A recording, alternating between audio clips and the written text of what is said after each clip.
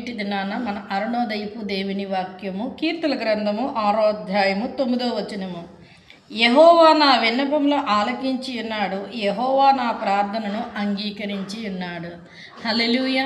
ప్రియమైన దేవుని బిడ్డ, ఇక్కడ ఉన్న ఈ వాగ్దానంలో, ఈ ఒక్క వాక్యంలో ఆ యొక్క దావీదు చేస్తున్న ప్రార్థన. దావీదు ఎంతో కన్నీటితో వేదనతో దేవుని వేడుకుంటూ ఉంటారు.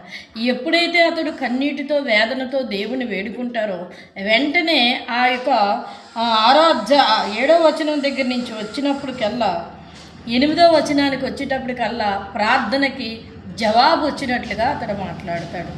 నా రోదన ధ్వని ఆయన విని ఉన్నాడు అని, నా విన్నపములు ఆలకించినాడు, నా ప్రార్థన అంగీకరించి ఉన్నాడు. దేవుడు ప్రార్థన అంగీకరించినప్పుడు ఆయన కార్యాన్ని జరిగిస్తాడు.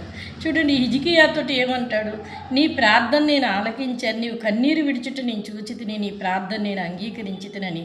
హిజ్కియాకి మరణకరమైన వ్యాధి వచ్చినప్పుడు అతని వ్యాధి నుంచి అతను విడిపించి 15 సంవత్సరాలు ఆయుష్ను పొడిగిస్తాడు. అంటే దేవుడు ప్రార్థన అంగీకరించాలి. మనం ఎంత ప్రార్థన చేసినా దేవుడు మన ప్రార్థన అంగీకరించినప్పుడు ఆయన యొద్ద నుంచి జవాబు మనకు వస్తుంది. ఇక్కడ దావీదు కూడా అదే చేస్తూ ఉన్నారు.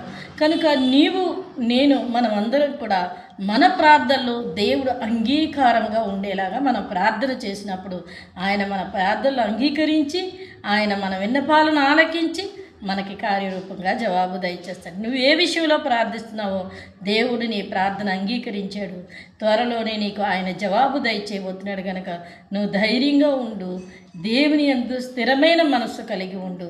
దేవుడు బహుగా నిన్ను ఆశీర్వదించి దీవించబోతున్నారు. ఆమేన్.